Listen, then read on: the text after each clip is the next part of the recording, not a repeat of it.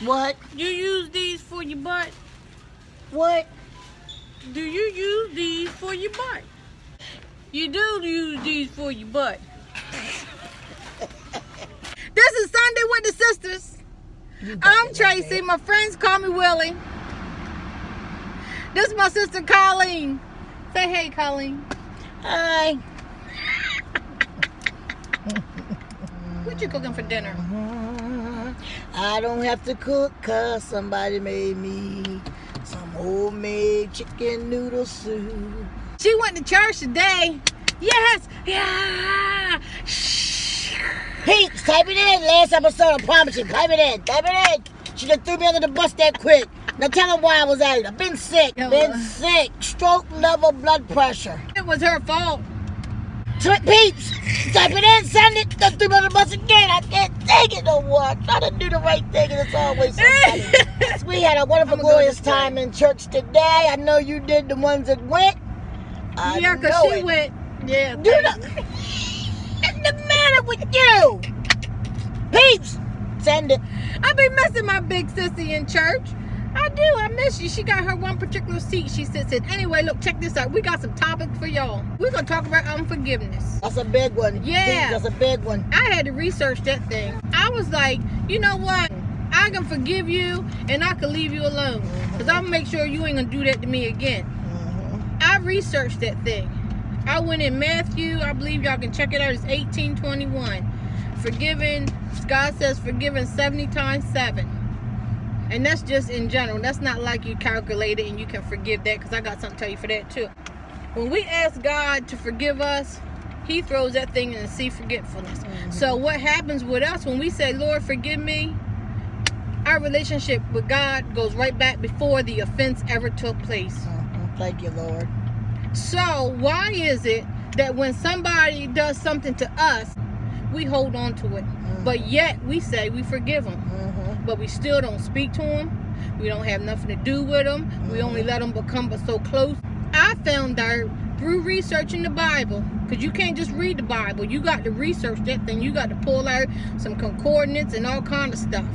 I found out that when we ask the Lord, please forgive us, He done throw that thing to the sea of forgetfulness, and our relationship with Him goes right back to where it was before we ever did it. Right. Now, why can't we do that?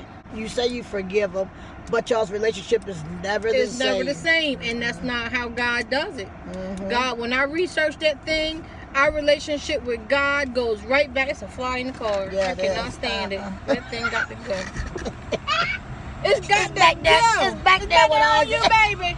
We're going to get that fly. I was laughing at it. Sure about IJ. He went out. There we go. Hold on. Let's hurry up before you get back in here. No, because they standing around to fly right back in. You can't tell me in the research that I've done with the Bible, you can't tell me now that you forgive me, but we don't have that same relationship no more. At all. Because God, our relationship with God, when I go out here and sin, and I say, Lord, forgive me, my relationship with Him after I've been forgiven goes right back to the way it was before it ever happened.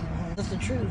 Because your relationship is never the same. And you can sit down and fake the funk if you want, but you forgive them and y'all this, that, and the third, and you know how you give somebody a hug, but it's really, you really don't want to hug them. You just like put a pat them, you know. I forgive you, but then you don't speak to them like you used to. You don't be around them like you used to. You only can't let them get but so close. You ain't truly forgiven. That's what I got out of the research, in other words, that I did. Right, and that's what you're supposed to do. Research the word for yourself, because anybody can tell you anything.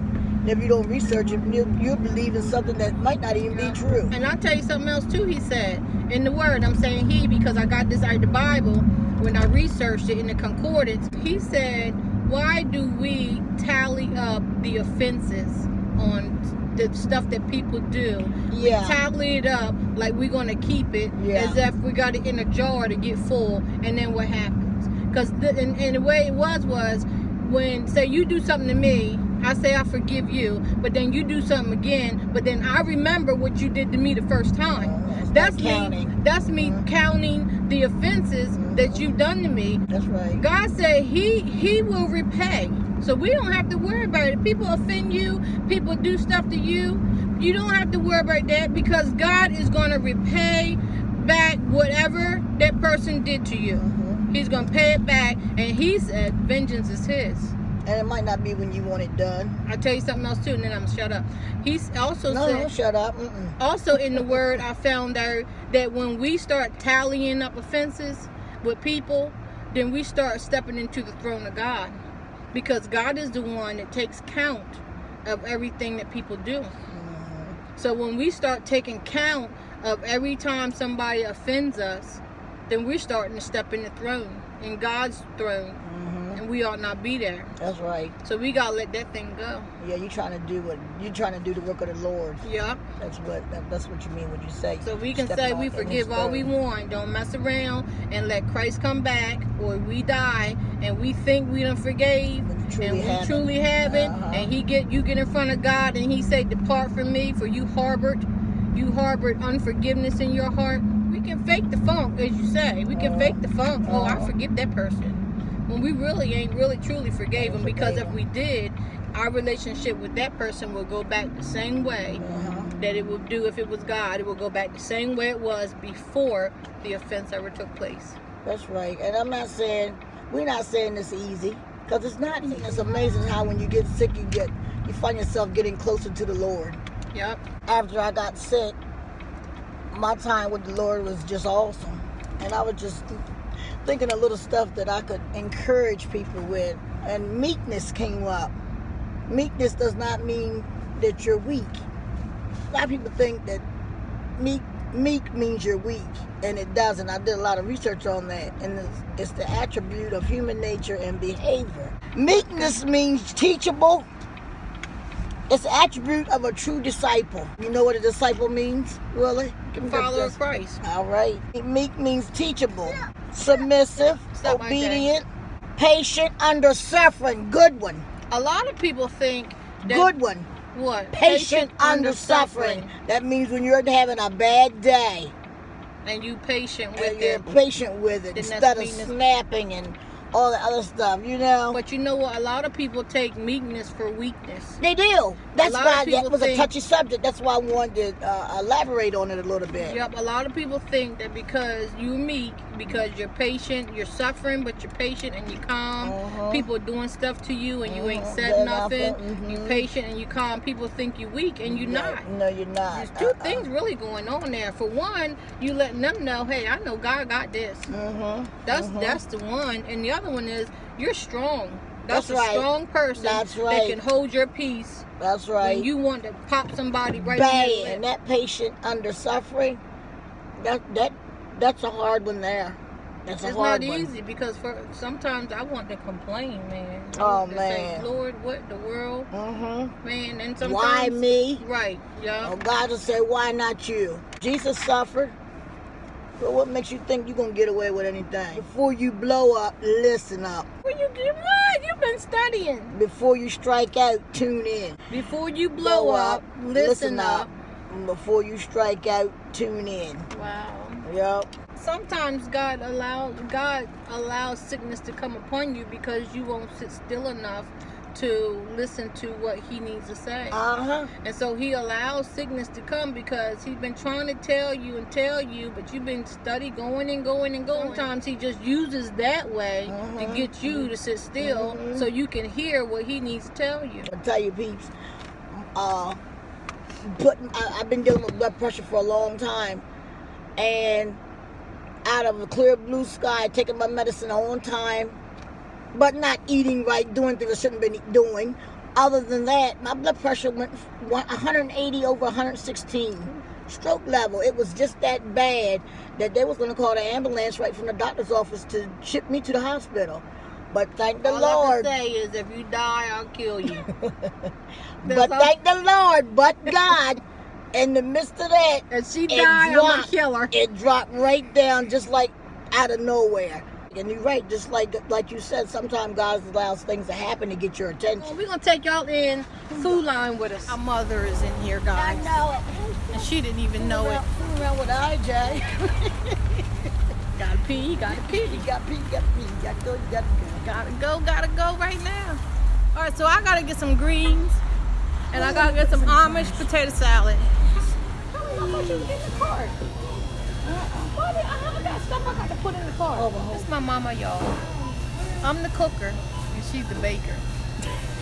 What you get ready to bake? She'll come in here and got some brown sugar. She ain't gonna tell us because she know me and Colleen gonna be right at that house eating up some stuff. What you Got the brown sugar candy and vanilla, and I'm out. I bet you gonna make that brown sugar pound cake, ain't you? What you making? If it ain't brown sugar pound cake, you get ready to make some cinnamon buns, aren't you? For pineapple. So what? Right a fresh pineapple, or the pineapple that's already cut? Yeah, that's in those plastic containers. Oh, it's over here. Then. You don't need that, Colleen. Let me show y'all what she's looking at. You need a butt. No, I don't. You don't even eat lemons like that. I do eat lemons. I'll get it for you for Christmas. Come on. What's the matter with you? You can't push that cord. Well, you better get him. Got some kale, guys. Trying to find something to drink. All them sodas right there and you can't find nothing to drink? What's the matter with you? Shut that hole in your face. I'm trying to get Colleen in the camera, guys, but she the one keep hiding and carrying on. I told her she's not camera. You trying to run my grandson in the sun. If you keep letting him do it the same over and over, sooner or later he'll get the idea. Sometimes you gotta let him hurt themselves. The devil is a liar. What's the matter with you? When you cook greens, you got to have something smoky. Smoked neck bone, smoked ham hock, smoked turkey leg, turkey wing, something smoky. You buy me some Oreos? Oh, it's 2 for $5. 2 for $5. 2 for $5. Wait, they don't go nowhere yet. Wait. You want what one? Is that? Chris? You want one? Chocolate peanut butter. That yours? Mint chocolate. Mint No. Oreos. You cannot mess up a good Oreo cookie. No, you can't. You cannot have mint chocolate chip, thin mint, peanut butter, none of that. It's got to be original Oreo cookie. Yeah, no double stuff either. No Too much double cream. stuffing. Boom. You buy, I pay.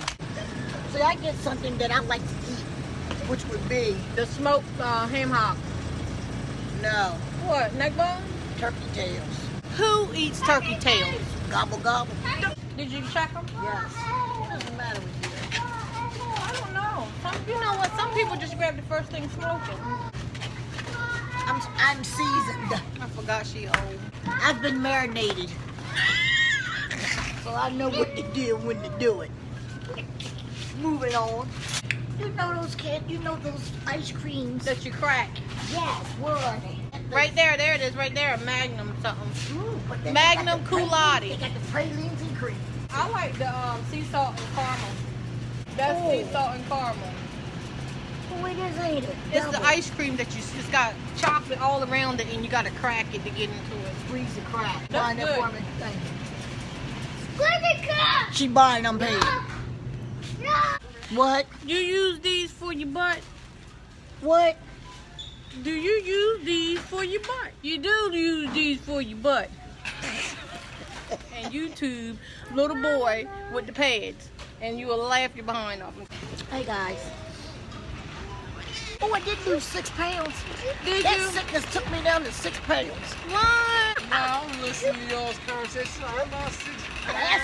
hell. And then I'm smart because you got Ain't that the crazy? thing like y'all see these beautiful chicks out here in the world. Come on, Colleen. What you doing, buddy? Look, I done already lost 6 pounds. I don't need these no more. Come on, Colleen. Get in the car. Quit playing. Oh, door's locked. Quit playing, Colleen. Well, then will you quit? I'm tired. Just being really smart. I'm done. I'll spank you. I used to spank you. What's the matter with you? Pete, David, Les.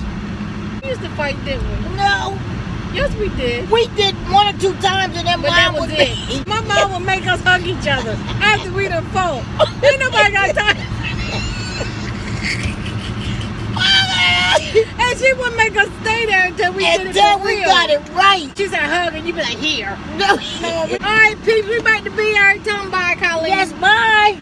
Deuces, thank you for tuning in. We'll talk to you. Bye. Bye.